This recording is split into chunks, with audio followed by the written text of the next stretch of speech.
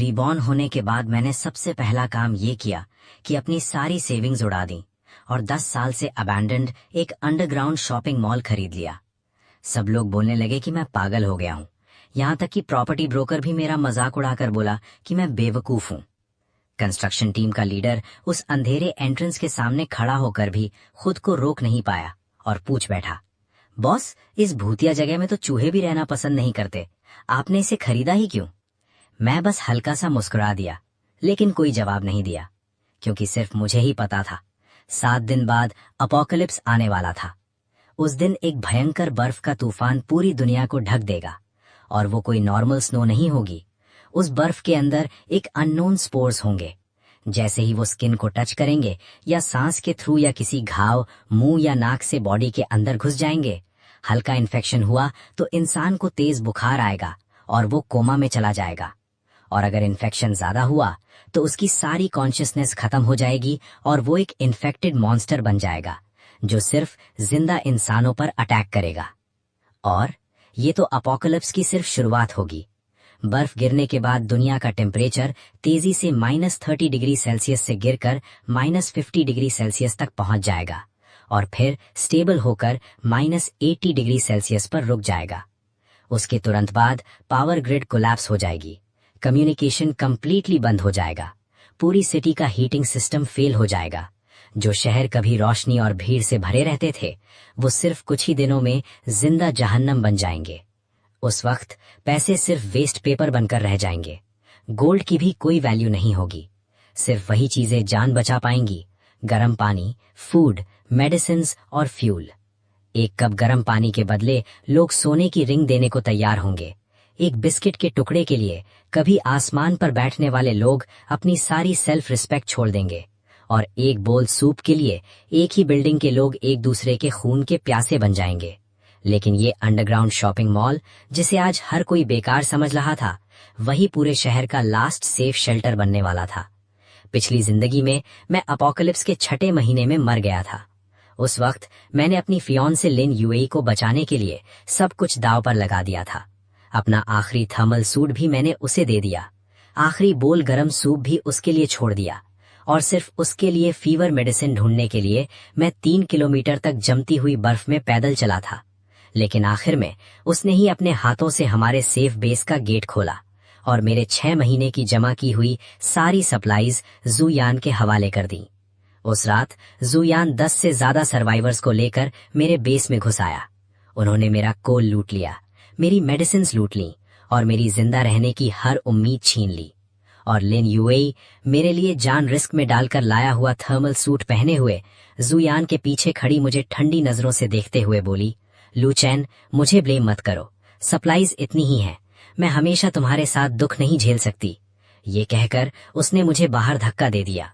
-80 degree Celsius की freezing हवा मेरे चेहरे पर पड़ रही थी, लेकिन मैं तुरंत बेहोश नहीं हुआ। मैं अब भी रूम के अंदर से कैंस खुलने की आवाज सुन सकता था और जूयान को हंसते हुए कहते भी सुना, ये बेकार आदमी इतने दिन तक जिंदा रह गया, इसकी किस्मत काफी अच्छी थी। लिन यूएई ने उसकी बात का कोई जवाब नहीं दिया, बस धीरे से मुस्कुरा दी। उसी पल मुझे समझ आ गया, अपोकलिप्स में सबसे ठंडी चीज बर्फ नहीं, इंसान का दिल होता है। जब मैंने दोबारा आंखें खोली, मैं अपोकलिप्स शुरू होने से 7 दिन पहले वापस आ चुका था। फोन की स्क्रीन पर अभी भी लिन यूएई का मैसेज पड़ा था, लूचैन, मॉम कह रही हैं कि शादी के लिए सिक्योरिटी फीलिंग होनी चाहिए, पहले घर मेरे नाम ट्रांसफर कर दो, वैसे भी हम जल्दी ही एक फैमिली बनने वाले हैं, क्या तुम्हारे पास इतनी सी सिंसेरिटी भी नहीं है? ये मैसेज देखकर मैंने फोन सीधा टेबल पर रख दिया। पिछली जिंदगी में उसे सिक्योरिटी देने के चक्कर में मैंने अपने पेरेंट्स का छोड़ा हुआ घर उसके नाम ट्रांसफर कर दिया था, और अपोकलिप्स के बाद उसी घर को उसने जूयान की प्रोटेक्शन पाने के लिए बार्गेनिंग चिप बना दिया। इस जन्म में भी वो मेरा घर चाहती है। सपना देख, मैं सीधा प्रॉपर्टी पेपर्स लेकर बैंक पहुंच गया। 3 घंटे बाद घर सक्सेसफुली मॉर्टगेज हो गया। उसके बाद मैंने अपने सारे स्टॉक्स बेच दिए, सारे इन्वेस्टमेंट फंड्स निकाल लिए, पेरेंट्स के छोड़े हुए सारे शॉप्स भी बेच दिए, कार्स और सारी वैल्यूएबल कलेक्टिबल्स भी डर्ट चीप प्राइस पर सेल कर दिए। आखिर में मेरे पास टोटल 80 मिलियन युआन से ज्यादा जमा हो गए। आज के टाइम में ये पैसा मुझे बहुत लग्जूरियस लाइफ दे सकता था, लेकिन 7 दिन बाद ये सिर्फ रद्दी कागज बनने वाला था। मैंने तुरंत सप्लाईज खरीदना शुरू नहीं किया, क्योंकि मुझे अच्छी तरह पता था, चाहे तुम्हारे पास कितनी भी सप्लाईज क्यों ना हो, अगर उन्हें रखने के लिए सेफ जगह नहीं है तो तुम बस किसी और के लिए माल जमा कर रहे हो। इसलिए सबसे पहले मैंने उस अबैंडन्ड अंडरग्राउंड शॉपिंग मॉल के ओनर से कांटेक्ट किया। पिछली जिंदगी में मैंने उस प्रॉपर्टी की ओनरशिप चेक की थी। सब कुछ इतना क्लीन था कि यकीन करना मुश्किल था। ना कोई मॉर्टगेज, ना कोई डेट डिस्प्यूट, ना ओनरशिप का कोई लीगल इशू। उसकी सिर्फ एक ही प्रॉब्लम थी, लोकेशन बहुत ज्यादा आइसोलेटेड थी और इतने सालों से बंद पड़ी थी कि कोई उस तरफ देखना भी नहीं चाहता था। ये जगह असल में 10 साल पहले बनाया गया अंडरग्राउंड कमर्शियल स्ट्रीट प्रोजेक्ट था, लेकिन बिजनेस नहीं चला और धीरे धीरे पूरी तरह अबैंडन कर दिया गया। ग्राउंड एंट्रेंस पुराना और टूट फूट चुका था, बेसमेंट हमेशा अंधेरा और नमी से भरा रहता था और आसपास भी ज्यादा लोग नहीं रहते थे। दूसरों की नजर में ये सिर्फ एक बेकार खंडर था, लेकिन मुझे पता था इसके नीचे 3 अंडरग्राउंड लेवल्स हैं, मजबूत वॉल्स, कंप्लीट वेंटिलेशन सिस्टम और एक इंडिपेंडेंट वाटर वेल भी। सबसे इंपॉर्टेंट बात, ये जगह पहले एक एयर रेड शेल्टर थी जिसे बाद में रेनोवेट करके शॉपिंग मॉल बनाया गया था। इसलिए इसका main structure, ventilation ducts, drainage system और बैकअप इलेक्ट्रिकल लाइंस सब कुछ अब भी मौजूद था। मुझे जीरो से कंस्ट्रक्शन शुरू नहीं करनी थी, बस पुराने स्ट्रक्चर को रीइंफोर्स करके दोबारा ऑपरेशनल बनाना था। सिर्फ थोड़ी सी रेनोवेशन के बाद ये जगह एक नेचुरल अपोकलिप्स फोर्ट्रेस बन सकती थी। जैसे ही ओनर ने सुना कि मैं इसे खरीदना चाहता हूं, उसकी आंखें चमक उठी। यंग मैन, क्या तुम सच में इस भूतिया जगह को खरीदना चाहते हो? ओनर बोला। पक्का, जब ये मॉल बना था तब इस पर 50 मिलियन से भी ज्यादा खर्चा हुआ था। अगर तुम सच में इसे लेना चाहते हो तो बस 8 मिलियन दे दो, मैं ओनरशिप के साथ अंडरग्राउंड पार्किंग भी तुम्हारे नाम ट्रांसफर कर दूंगा। मैं शांत होकर बोला, 5.8 मिलियन। वो एक पल के लिए हैरान रह गया। मैं आगे बोला, आज ही कॉन्ट्रैक्ट साइन करते हैं और पेमेंट भी आज ही कंप्लीट होगी। वो कुछ सेकंड चुप रहा, फिर अचानक जोर से अपनी थाई पर हाथ मारा और बोला, डील। उसके लिए ये अंडरग्राउंड शॉपिंग मॉल पिछले 10 सालों से सिर्फ एक बोझ बना हुआ था। हर साल मेंटेनेंस और बाकी खर्चे उसके गले की हड्डी बने हुए थे। अब जब कोई इसे खरीदने को तैयार था तो उसका मन कर रहा था कि इसी रात चाबी मेरे हाथ में थमा दे। कॉन्ट्रैक्ट साइन होते ही मैंने तुरंत 5.8 मिलियन ट्रांसफर कर दिए।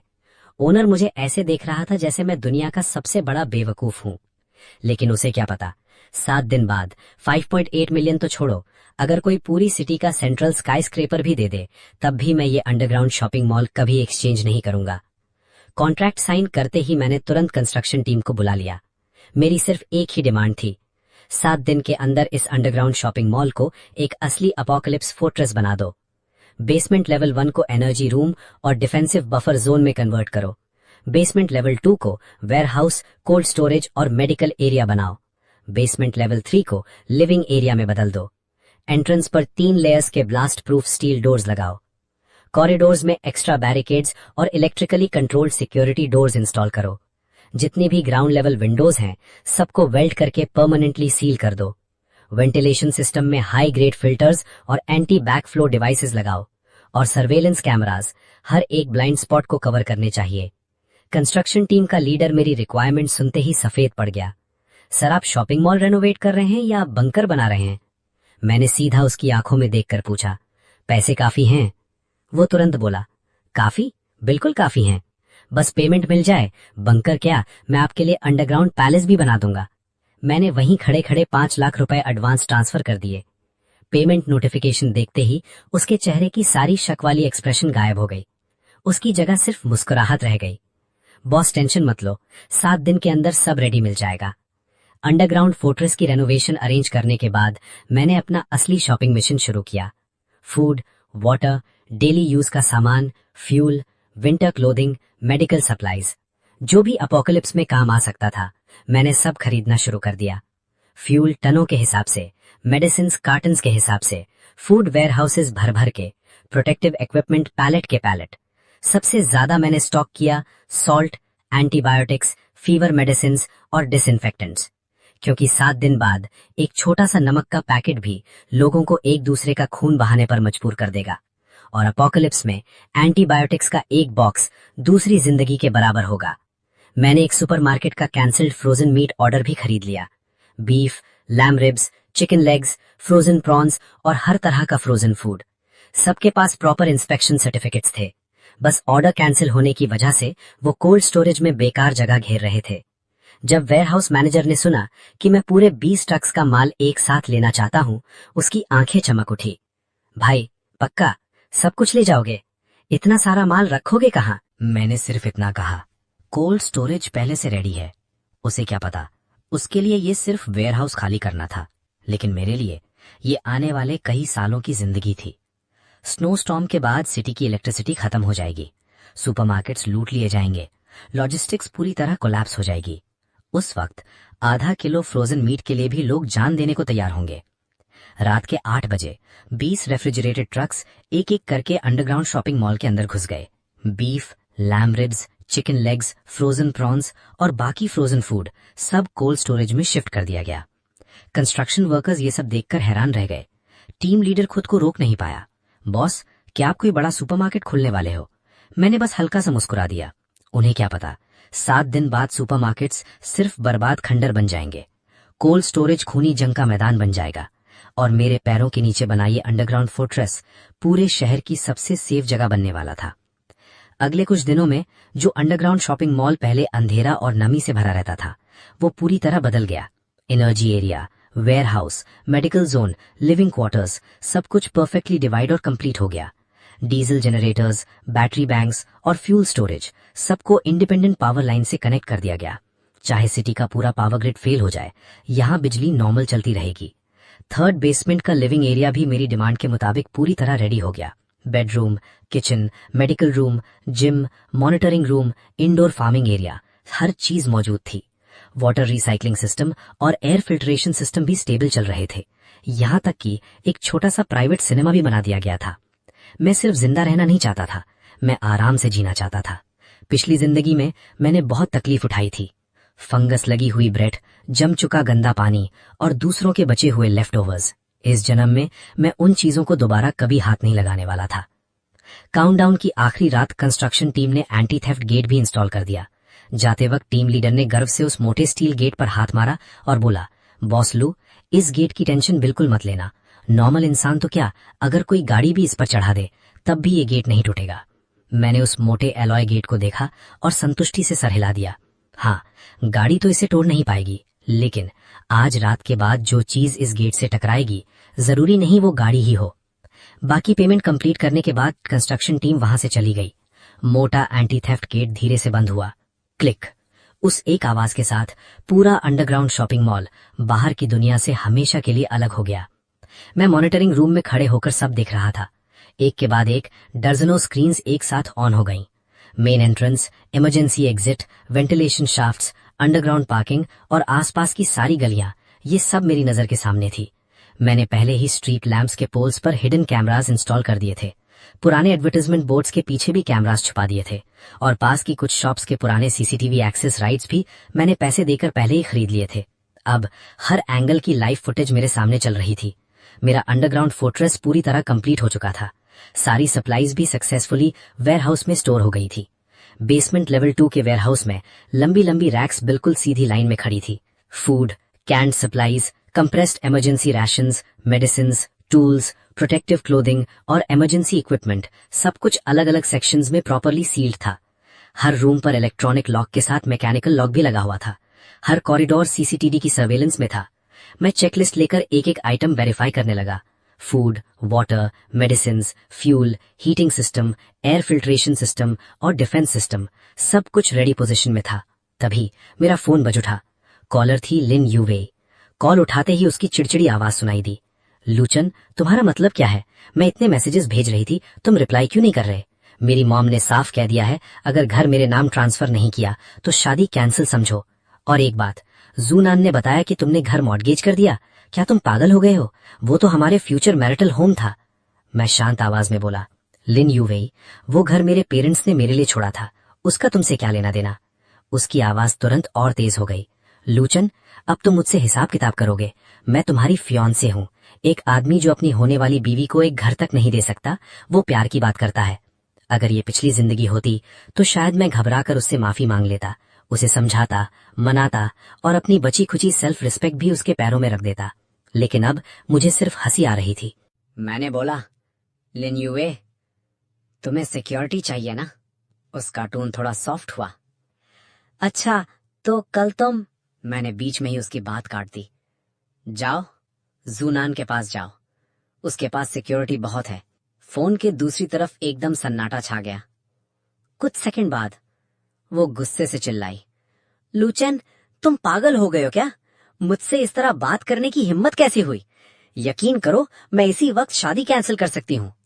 मैं ठंडे लहजे में बोला, कर दो, और अपनी मॉम को भी बोल देना। ब्राइड प्राइस भी अब मैं नहीं दूंगा, और प्री वेडिंग फोटोशूट का आधा पैसा मुझे वापस कर देना। ये कहकर मैंने सीधा फोन काट दिया। अगली ही सेकंड उसके मैसेजेस बारिश की तरह आने लगे। लुचेन, तुम खत्म हो गए हो, अभी भी माफी मांग लो तो देर नहीं हुई। मैं तुम्हें बता रही हूँ, मेरे पीछे लाइन लगी हुई है। जूनान तुमसे 1000 गुना ज्यादा समझदार है, बाद में पछताना मत। मैंने उसका आखिरी मैसेज देखा और फोन बंद कर दिया। पछताना? 7 दिन बाद पछताने वाली तुम होगी। रात के 12 बजे अचानक बाहर तेज हवा चलने लगी। मैं मॉनिटरिंग स्क्रीन्स के सामने आ खड़ा हुआ। रोड पर लोग अभी भी हंसते बोलते चल रहे थे। इलेक्ट्रिक स्कूटर्स तेज रफ्तार से निकल रहे थे। कन्वीनियंस स्टोर्स की लाइट्स अभी भी जल रही थी। बारबेक्यू रेस्टोरेंट से धुआं उठ रहा था। पूरा शहर एक नॉर्मल और शांत रात जी रहा था। किसी को नहीं पता था कि काउंटडाउन खत्म हो चुका है। 12:01 AM। आसमान से पहली स्नोफ्लेक धीरे धीरे नीचे गिरने लगी। वो रोड के किनारे खड़े एक शराबी के हाथ पर जाकर गिरी। वो हैरान होकर बोला, ये क्या बकवास वेदर है, अचानक बर्फ कैसे गिरने लगी? मैंने हाई रेजोल्यूशन कैमरा की फीड जूम कर दी। अगले ही सेकंड उस शराबी की बॉडी एकदम फ्रीज सी हो गई। उसकी स्किन पर अजीब सी डार्क वेन्स उभरने लगी। उसकी आंखें धीरे धीरे बेजान होने लगी और उसके गले से दबा हुआ घर्राहट भरा आवाज निकलने लगा। फिर वो अचानक पास से गुजर रहे एक आदमी पर टूट पड़ा। स्ट्रीट के कोने से जोर जोर की चीखें गूंजने लगी। स्नो और तेज गिरने लगी। पूरा रोड कुछ ही पल में केओस में बदल गया। कोई अपने कपड़ों से स्नो झाड़ने लगा, कोई जान बचाकर भागा, कोई कन्वीनियंस स्टोर के अंदर घुसना चाहता था, लेकिन अंदर पहले ही लोगों की भीड़ जम चुकी थी। सिर्फ कुछ ही मिनट में पूरा एरिया कंट्रोल से बाहर हो गया। सीसीटीवी स्क्रीन जोर जोर से हिलने लगी। स्नो पर सिर्फ उलझे हुए फुटप्रिंट्स और ताजा खून के निशान बचे थे। उसी पल पूरा शहर ऑफिशियली अंधेरे में डूब गया और मैं अपने गर्म अंडरग्राउंड बंकर में बैठा अभी अभी बनी हुई बीफ नूडल्स का बोल हाथ में लिए खाना खा रहा था। सूप से गर्म भाप उठ रही थी। बीफ बिल्कुल सॉफ्ट था और हवा में हरे प्याज की खुशबू फैली हुई थी। मैं स्क्रीन पर शहर का बिखरता हुआ मंजर देख रहा था। मेरे दिल में ना खुशी थी, ना बदले का सुकून, सिर्फ एक गहरी खामोशी थी, जैसे एक लंबी कहानी का पर्दा आखिर गिर गया हो। अपोकलिप्स ऑफिशियली शुरू हो चुका था। मैंने कैमरास बंद नहीं किए, क्योंकि मुझे पता था असली अफरा तफरी तो अभी शुरू हुई है। पहले 10 मिनट तक तो ज्यादातर लोगों को लगा कि ये सिर्फ एक नेचुरल डिजास्टर है, या कोई एक्सट्रीम वेदर इवेंट, या फिर टेम्परेरी इमरजेंसी। लेकिन 20 मिनट बाद पहला इन्फेक्टेड इंसान पूरी तरह कंट्रोल खो बैठा। उन्हें ना ठंड लग रही थी, ना दर्द का एहसास था, ना कोई होश बचा था। जहां भी किसी जिंदा इंसान की आवाज सुनते, सीधे उसी तरफ दौड़ पड़ते। मॉनिटरिंग स्क्रीन्स पर पूरे शहर की लाइट्स एक एक करके बुझने लगीं। आखिर में सिर्फ बर्फ का तूफान और दूर से आती लगातार चीखें ही बची थीं। सिटी का कम्युनिकेशन नेटवर्क अभी पूरी तरह बंद नहीं हुआ था। कुछ बेस स्टेशंस बैकअप पावर पर चल रहे थे। सिग्नल कभी आ रहा था, कभी गायब हो रहा था। किसी को नहीं पता था वो और कितनी देर तक टिक पाएगा। इसी वजह से सिटी ग्रुप चैट्स में नोटिफिकेशंस लगातार आ रहे थे। बाहर आखिर हो क्या रहा है? अचानक बर्फ कैसे गिरने लगी? कोई पागल हो गया है। होटल के अंदर पूरा केओस मच गया है। जल्दी पुलिस को कॉल करो। पुलिस का नंबर लग ही नहीं रहा। ये मैसेज जूनान ने भेजा था। वो अभी भी बिल्कुल पहले जैसा ही था। जब भी कोई खतरा सामने आता, उसका पहला रिएक्शन कभी जिम्मेदारी लेना नहीं होता था। वो हमेशा किसी और को बलि का बकरा बनाने की कोशिश करता था। उसके तुरंत बाद लिन यूवे का फोन आया। मैंने कॉल रिसीव नहीं की। उसने दोबारा कॉल किया। मैं फिर भी चुप रहा। लगातार 5 मिस्ड कॉल्स के बाद आखिर उसका मैसेज आया। लूचेन, तुम कहाँ हो? बाहर बहुत बड़ी प्रॉब्लम हो गई है। जल्दी आकर मुझे ले जाओ। मैं जिन्यूट होटल में हूँ। बाहर बहुत सारे पागल लोग घूम रहे हैं। क्या तुम मेरी बात सुन रहे हो? मैंने स्क्रीन की तरफ देखा। मेरा चेहरा बिल्कुल शांत था। जिन्यूट होटल, बिल्कुल पिछली जिंदगी की तरह। उसकी बर्थडे पार्टी वहीं चल रही थी। बस इस बार मैं वहां गया ही नहीं। मैंने सिर्फ 2 शब्द रिप्लाई किए, बिजी हूँ। मैसेज भेजते ही उसका रिप्लाई लगभग तुरंत आ गया। लूचेन, तुम्हारा मतलब क्या है? मैं तुम्हारी फियांसे हूँ। इतनी डेंजरस सिचुएशन में भी तुम कह रहे हो कि बिजी हो? क्या तुम अब भी खुद को आदमी कहते हो? अपोकलिप्स शुरू हो चुका था, लेकिन उसे अब भी लग रहा था मैं पहले की तरह उसकी हर बात मानूंगा और अपनी जान रिस्क में डालकर उसे बचाने आ जाऊंगा। मैंने सीधा रिप्लाई किया, शादी तो कैंसिल हो चुकी है, अब तुम मेरी फियांसे नहीं हो। दूसरी तरफ कुछ सेकंड तक सन्नाटा रहा, फिर एक के बाद एक मैसेजेस की बारिश होने लगी। लूचेन, तुम पागल हो गए हो? ये रूठने का टाइम नहीं है। बाहर सच में बहुत बड़ी प्रॉब्लम हो गई है। जल्दी आकर मुझे ले जाओ। बस तुम आ जाओ, मैं तुम्हें माफ कर दूंगी। माफ कर दूंगी? ये लाइन देखकर मेरी हंसी निकलते निकलते रह गई। इतनी सिचुएशन के बाद भी उसे लग रहा था कि वो मुझ पर एहसान कर रही है। मैंने उसका कोई जवाब नहीं दिया, सीधा अपने पहले से इंस्टॉल किए हुए आउटर सिक्योरिटी कैमरास पर स्विच कर गया। उनमें से एक कैमरा जिन यूए होटल के पास वाली रोड को कवर करता था। फुटेज थोड़ी ब्लरी थी, लेकिन होटल के बाहर का केओस साफ दिख रहा था। कई गाड़ियां एक दूसरे से टकरा चुकी थीं। ग्लास के टुकड़े पूरी रोड पर बिखरे हुए थे। होटल का लॉबी लोगों से ठसाठस भरा हुआ था। कुछ लोग बाहर भागना चाहते थे, कुछ लोग अंदर घुसने की कोशिश कर रहे थे। थोड़ी देर बाद मेरी नजर सेकंड फ्लोर के बैंक्वेट हॉल की खिड़की पर पड़ी। वहां लिन यूएवेई खड़ी थी। उसने सफेद पार्टी गाउन पहना हुआ था। उसका केयरफुली किया हुआ मेकअप आधा बह चुका था। वो फोन पकड़े हुए लगातार रो रही थी और बार बार खिड़की से बाहर झांक रही थी। उसके पास ही जूनान दरवाजा पकड़कर उसे रोकने की कोशिश कर रहा था। हमारे कुछ कॉमन फ्रेंड्स भी वहां थे। सबके चेहरे से खून उड़ चुका था। ये वही लोग थे जिन्होंने पिछली जिंदगी में जब मुझे सेफ शेल्टर से बाहर धक्का देकर निकाल दिया गया था, तब एक भी इंसान मेरी तरफ से बोलने नहीं आया था, और आज वो खुद डर का असली मतलब समझ रहे थे। मैंने ग्रुप चैट बंद कर दी और बंकर के सारे सिस्टम्स दोबारा चेक करने लगा। Electricity normal, heating normal, air filtration normal, water purification system normal, outer CCTV normal, तीनों blast proof doors completely locked. Basement level 1 के एनर्जी रूम में डीजल जनरेटर ऑटोमेटिकली स्टार्ट हो चुका था। उसकी भारी गरगराहट मोटी कंक्रीट वॉल्स के पार से सुनाई दे रही थी, बिल्कुल किसी धड़कते हुए दिल की तरह। रूम का टेम्परेचर 24 डिग्री सेल्सियस, बाहर का टेम्परेचर -3 डिग्री सेल्सियस, और ये नंबर लगातार नीचे गिर रहा था। मुझे पता था आज दोपहर तक बाहर का टेम्परेचर -80 डिग्री सेल्सियस से भी नीचे चला जाएगा। उस वक्त सिर्फ इंसान ही नहीं, गाड़ियां भी जाम हो जाएंगी, इंजन स्टार्ट तक नहीं होंगे। असली फ्रोजन हेल अभी आना बाकी था।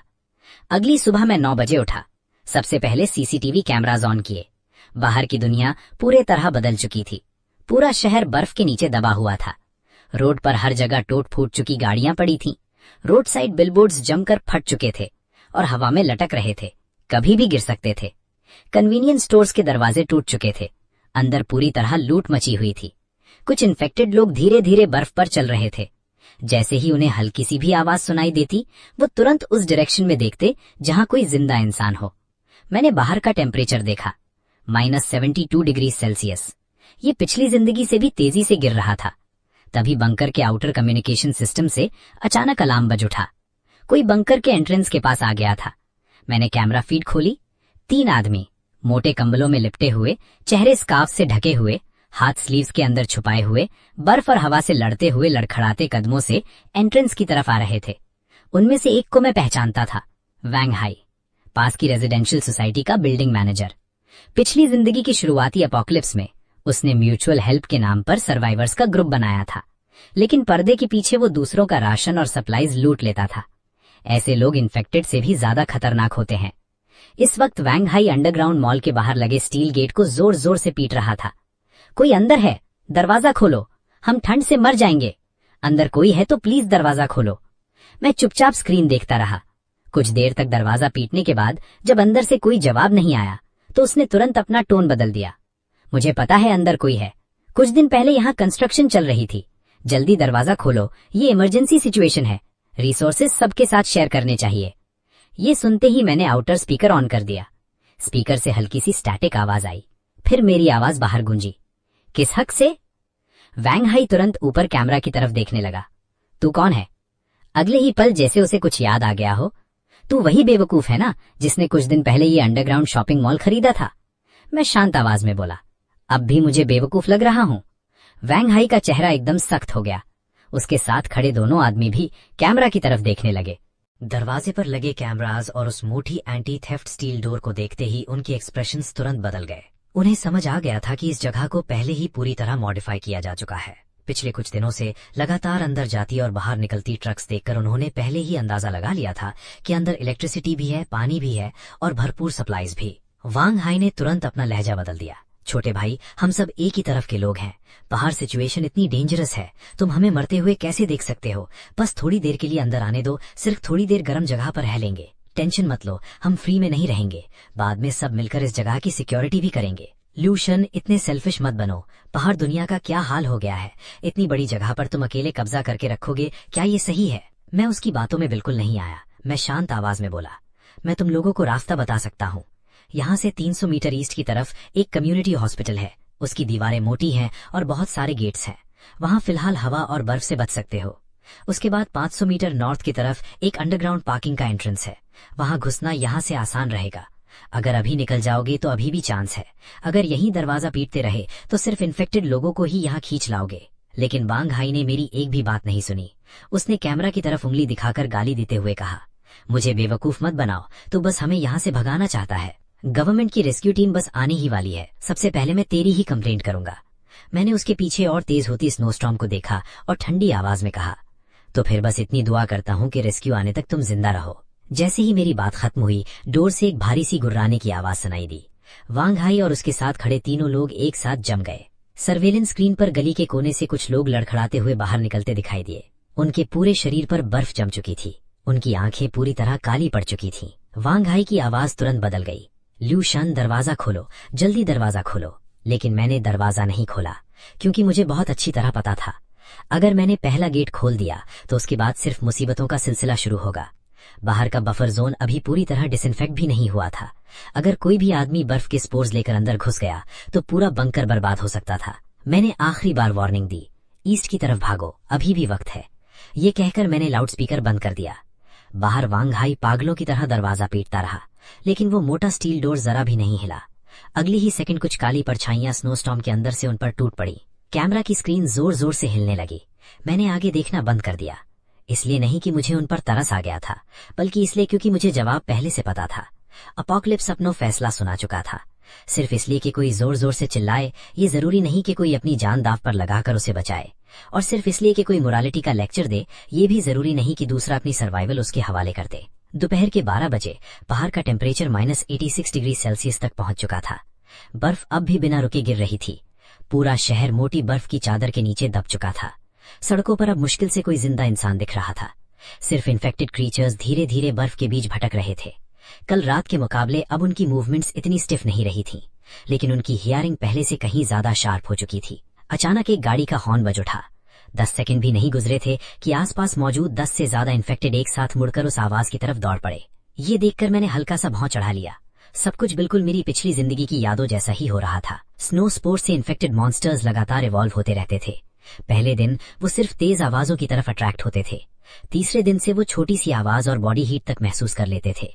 और 7वें दिन के बाद म्यूटेटेड इन्फेक्टेड पैदा होने लगते थे, जो दीवारें चढ़ सकते थे और दरवाजे तोड़ सकते थे।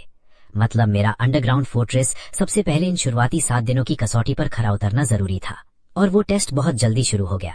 दोपहर के 2 बजे सर्वेलेंस स्क्रीन पर अंडरग्राउंड शॉपिंग मॉल के बाहर वाली गली के आखिर में लगभग 20 से ज्यादा लोगों का एक ग्रुप नजर आया। उनमें आदमी भी थे और औरतें भी थीं। कुछ लोग घायलों को सहारा दे रहे थे, कुछ लोग अपना सामान उठाकर चल रहे थे। शायद वो लोग पास की रेजिडेंशियल कॉलोनी के अंडरग्राउंड पार्किंग से रास्ते ढूंढते हुए यहाँ तक पहुंचे थे। उन्होंने फेदर जैकेट्स, कंबल, प्लास्टिक रेनकोट्स और हत्ता की पर्दे तक अपने ऊपर लपेट रखे थे। चेहरों पर मोटे स्कार्फ बंधे हुए थे। आंखों के बाहर ट्रांसपेरेंट प्लास्टिक के टुकड़े लगाए रखे थे, जो जल्दी में खुद काट कर बनाए गए थे। फिर भी उनकी आईब्रोज और आईलैशेस पर मोटी बर्फ जम चुकी थी। कुछ लोगों के हाथों और गर्दन पर अजीब काले दाग उभर आए थे। उन दरारों से काला खून धीरे धीरे अंदर की तरफ फैल रहा था। सबसे आगे चल रहा आदमी था वैंग हाई।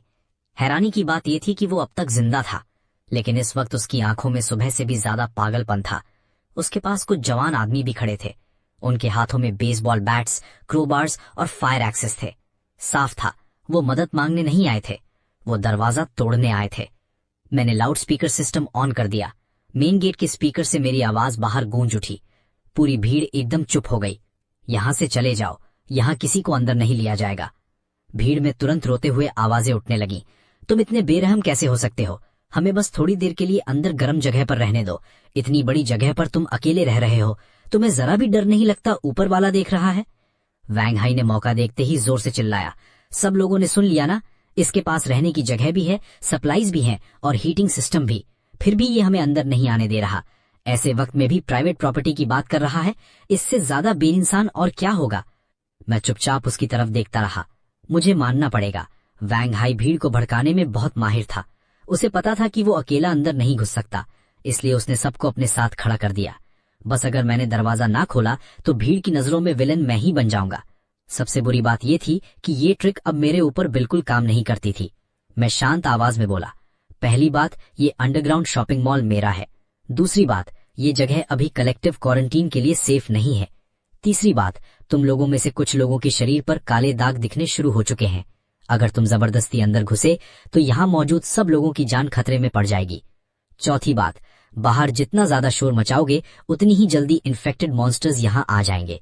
मैं एक बार फिर उन्हें रास्ता बताते हुए बोला, 300 मीटर ईस्ट में कम्युनिटी हॉस्पिटल है, 500 मीटर नॉर्थ में अंडरग्राउंड पार्किंग का एंट्रेंस है।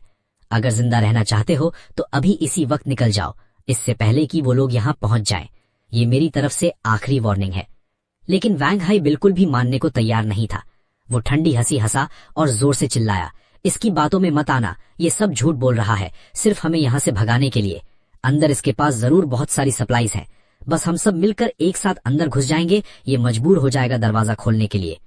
उसकी बात सुनते ही कुछ जवान लड़के तुरंत आगे बढ़े। उन्होंने बेसबॉल बैट्स और फायर एक्सेस उठाए और बाहर लगे स्टील गेट पर जोर जोर से वार करना शुरू कर दिया। बैंग बैंग बैंग, लोहे से टकराने की तेज आवाज पूरी सुनसान गली में गूंज उठी। मैंने आखिरी बार बोला, मैंने पहले ही वार्निंग दी थी, दरवाजा मत पीटो, ये शोर इन्फेक्टेड मॉन्स्टर्स को यहां खींच ले आएगा। लेकिन वैंग हाई जैसे बहरा हो चुका था। वो और भी जोर से चिल्लाया, सब लोग मिलकर चिल्लाओ, इसे दरवाजा खोलने पर मजबूर कर दो, ये हमें मुश्किल में देखकर चुप नहीं बैठ सकता। उसने पूरी भीड़ को भड़का दिया, दरवाजा खोलो, दरवाजा खोलो, दरवाजा खोलो। बर्फीली आंधी के बीच उनकी चीखें बहुत दूर तक गूंज रही थी। मैंने उन्हें और समझाना जरूरी नहीं समझा। मैंने सर्विलियंस स्क्रीन को रोड के दोनों तरफ शिफ्ट कर दिया। जैसे मैंने सोचा था, दूर भटक रहे कुछ इन्फेक्टेड धीरे धीरे अपना सिर उठाने लगे, फिर दूसरा, फिर तीसरा, फिर पांचवा, और धीरे धीरे और भी काली परछाइयां बर्फ के अंदर से मुड़कर उनकी तरफ चलने लगी। उन्होंने आवाज सुन ली थी, लेकिन वैंग हाई अब भी मेरा नाम लेकर चिल्ला रहा था, लू थन, अगर तूने दरवाजा नहीं खोला तो सबकी मौत का जिम्मेदार तू ही होगा। मैं कुर्सी पर पीछे टिककर शांति से उसकी तरफ देखता रहा। उन सबको यहां लेकर आया कौन है? तू खुद। अगले ही सेकंड गली के कोने से पहला इन्फेक्टेड दौड़ता हुआ बाहर निकला। भीड़ में एक साथ चीखें गूंज उठी। पूरा सीन तुरंत केओस में बदल गया। जो आदमी अभी तक दरवाजा तोड़ रहे थे, उन्होंने तुरंत अपने हथियार छोड़कर जान बचाकर भागने लगे। कोई गिर गया, कोई दूसरे को पकड़कर खींचने लगा, कोई चीखता हुआ सीधा बर्फ के अंदर भाग गया। वैंग हाई का चेहरा एक पल में सफेद पड़ गया। वो भी पलटकर भागना चाहता था, लेकिन सिर्फ 2 कदम ही चला था कि एक आदमी ने उसे जोर से पकड़ लिया। वैंग हाई, तू ही तो बोल रहा था कि अंदर घुस जाएंगे, अब भागने की कोशिश मत कर। जैसे ही ये लफ्ज उसके मुंह से निकले, आसपास खड़े सब लोगों के चेहरे बदल गए। लेकिन अब उनके पास गुस्सा करने का वक्त ही नहीं था। स्नो स्टॉर्म और इन्फेक्टेड मॉन्स्टर्स ने बाहर का पूरा सीन कुछ ही पल में निगल लिया। मैं कंट्रोल रूम में चुपचाप बैठा रहा। ना मैंने हिलने की जरूरत समझी, ना ही दरवाजा खोला, क्योंकि मुझे अच्छी तरह पता था, अगर इस वक्त मैंने दया दिखाई तो मरने वाला इंसान मैं खुद होता। कुछ मिनट बाद बाहर फिर से सन्नाटा छा गया। बर्फ अब भी लगातार गिर रही थी। जमीन पर सिर्फ कुछ आयरन रॉड्स, कंबल और कुछ जूते बिखरे पड़े थे। जो लोग बच गए थे वो हर तरफ भाग चुके थे। वंग हाई भी गायब था। पता नहीं वो बच निकला या स्नो स्टॉर्म ने उसे हमेशा के लिए निकल लिया। मैंने लाउडस्पीकर बंद कर दिया, फिर एंट्रेंस वाले कैमरे को जूम करके चेक किया। बाहर का डिफेंसिव लेयर बिल्कुल ठीक था। बहुत बढ़िया, पहला अटैक सक्सेसफुली सरवाइव हो चुका था। अंडरग्राउंड फोर्ट्रेस अब भी पूरी तरह सेफ था। इसी वक्त मेरा फोन फिर वाइब्रेट हुआ। इस बार कॉल लम नायक वी की नहीं थी, बल्कि चू दियप का मैसेज था। लूथन, हमें पता चल गया है तू कहाँ छुपा हुआ है। अंडरग्राउंड शॉपिंग मॉल में है ना? बस रुक, हम अभी आ रहे हैं। लगता है अंडरग्राउंड शॉपिंग मॉल की खबर चू दियप तक पहुंच चुकी थी। ये वंग हाई ने बताया था या लम नायक वी ने, अब इस बात से कोई फर्क नहीं पड़ता था। इम्पोर्टेंट बात सिर्फ इतनी थी, इस बार उनका निशाना सीधा मैं था। लेकिन इस बार दरवाजा मेरे कंट्रोल में था, सप्लाईज मेरे पास थी और जिंदा रहने का हक भी मेरे हाथ में था। मैंने धीरे से टाइप करके सिर्फ एक लाइन रिप्लाई की, आ जाओ, मैं तुम्हारा इंतजार कर रहा हूँ। मैसेज भेजने के बाद मैंने मैप खोला। Kim duet hotel underground shopping mall से सीधी लाइन में 1 किलोमीटर से भी कम दूर था। बीच में एक पुरानी अबैंडन टनल भी थी। पहले गाड़ी से सिर्फ कुछ मिनट लगते थे, लेकिन अब इस 1 किलोमीटर के रास्ते में स्नो स्टॉर्म था, एक्सट्रीम कोल्ड था, इन्फेक्टेड मॉन्स्टर्स थे और अपना होश खो चुके लोग भी। अगर वो लोग जिंदा बचकर यहाँ तक पहुंच गए तो ये बिल्कुल आसान नहीं होगा। शाम 3:30 बजे होटल के बाहर लगे सर्विलेंस कैमरे ने आखिरकार कुछ धुंधली सी फिगर्स कैप्चर की।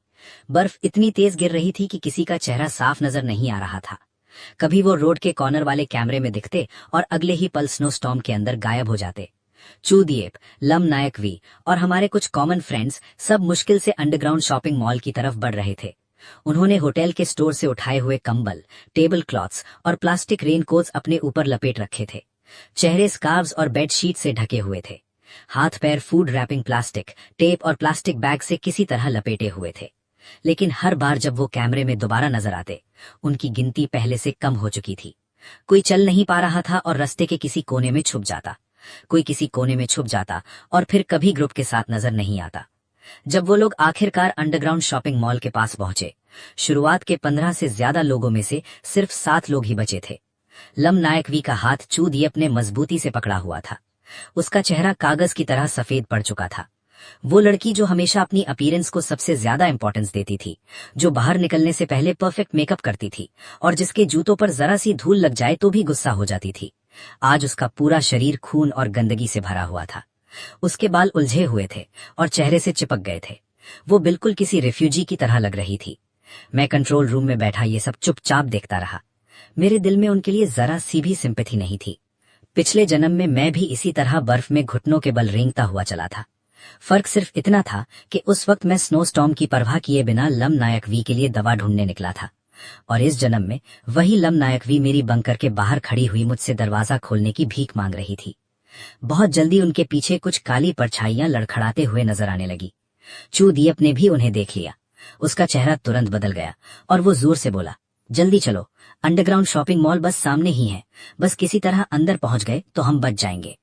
लम नायक वी ठंड से बुरी तरह कांप रही थी। उसके होंठ नीले पड़ चुके थे। रोते हुए उसने कहा, चूदिएप, मुझसे और नहीं चला जा रहा। चूदिएप ने पलटकर उसकी तरफ देखा। उसकी आंखों में एक पल के लिए साफ बेचैनी और इरिटेशन चमक उठी। अभी भी तुम नखरे कर रही हो? लम नायक वी एक पल के लिए जम सी गई। पहले वाला चूदिएप हमेशा उसके साथ बहुत जेंटल रहता था।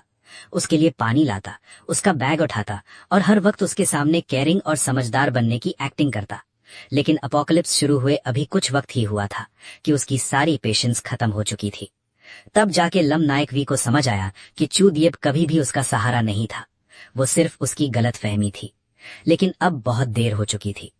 आधे घंटे बाद वो लोग आखिरकार अंडरग्राउंड शॉपिंग मॉल के एंट्रेंस तक पहुंच गए। चूदिएप ने ऊपर लगे कैमरे की तरफ देखा और बाहर के आयरन गेट को जोर जोर से पीटना शुरू कर दिया। लूथन, दरवाजा खोलो, हम आ गए हैं। लम नायक वी ने भी सिर उठाया। उसकी आंखों से आंसू तुरंत बहने लगे। लूथन, मैं हूं, मुझे पता है तुम अंदर हो, प्लीज दरवाजा खोल दो। मुझे सच में अपनी गलती का एहसास हो गया है। मैंने बाहर का स्पीकर ऑन कर दिया।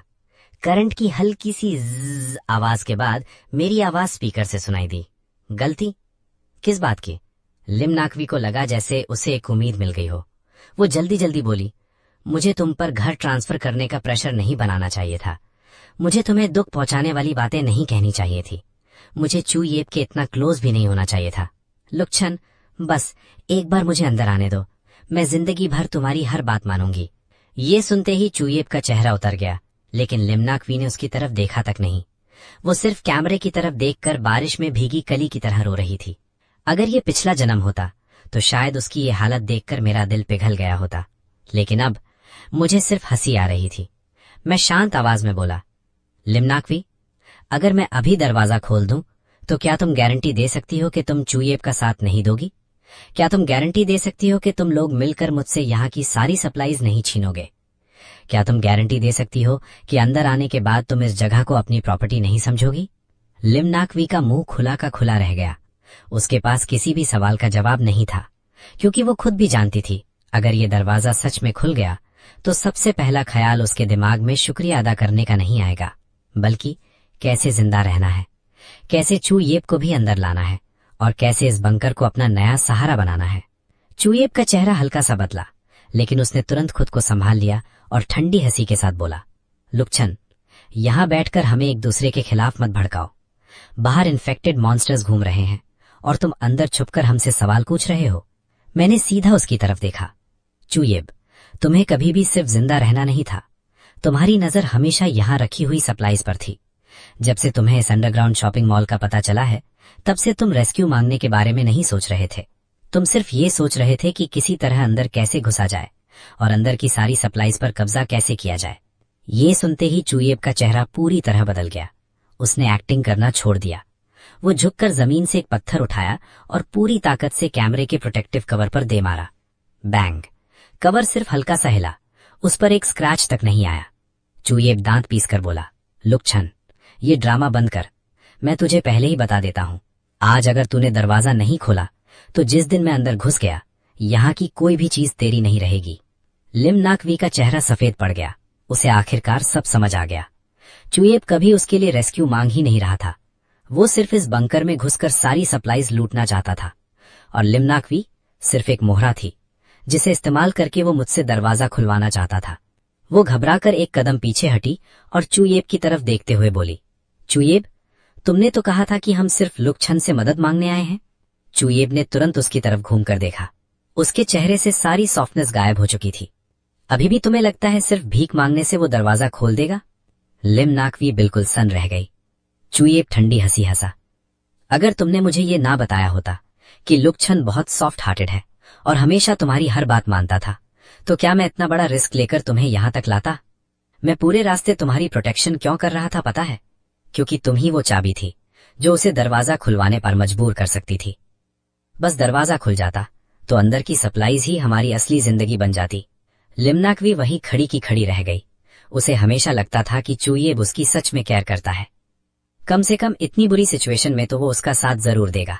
लेकिन आखिर में वो सिर्फ एक टूल निकली, एक ऐसा टूल जिसका इस्तेमाल चूयेब सिर्फ ये दरवाजा खुलवाने के लिए कर रहा था। मैं कंट्रोल रूम में बैठा धीरे से टेबल पर उंगलियां थपथपाने लगा। कभी कभी सच सामने लाने के लिए मुझे कुछ करने की भी जरूरत नहीं पड़ती। लोग खुद ही एक दूसरे का असली चेहरा सबके सामने ले आते हैं। तभी दूर से एक भारी सी घरघराहट सुनाई दी। उनके शोर की वजह से कुछ इन्फेक्टेड मॉन्स्टर्स इधर आ गए थे।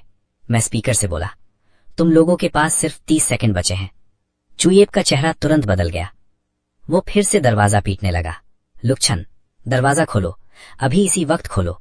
मैं गारंटी देता हूं, मैं तुम्हें हाथ भी नहीं लगाऊंगा। मैंने कोई जवाब नहीं दिया। इतनी हालत होने के बाद भी वो अभी तक हुक्म चलाने वाली टोन में बात कर रहा था। लिमनाकवी के पैर बिल्कुल सुन्न हो चुके थे। वो सीधा बर्फ पर बैठ गई। उसने खड़े होने की कोशिश की, लेकिन ठंड की वजह से उसके पैर बिल्कुल जम चुके थे। वो सिर्फ कैमरा की तरफ देखकर रोते हुए बोली, लुक्छन, प्लीज, मुझे ऐसा अंजाम नहीं चाहिए। मुझे सच में अपनी गलती का एहसास हो गया है। मैं उससे चुपचाप देखता रहा। ना मुझे कोई खुशी महसूस हुई, ना ही उसके लिए कोई दुख। मेरे दिल में सिर्फ एक अजीब सी शांति थी, जैसे सब कुछ पहले से ही तय था। मैं धीरे से बोला, लिमयाकवी, मैंने तुम्हें बहुत मौके दिए थे, लेकिन हर बार तुमने किसी और को चुना। इस बार फैसला मैंने किया है। गाइज, अभी ये स्टोरी एंड नहीं हुई है। अगर आपको इसका नेक्स्ट पार्ट चाहिए तो वीडियो को लाइक करके हाइप कर दो। 60,000 व्यूज पर मैं नेक्स्ट पार्ट ले आऊंगा।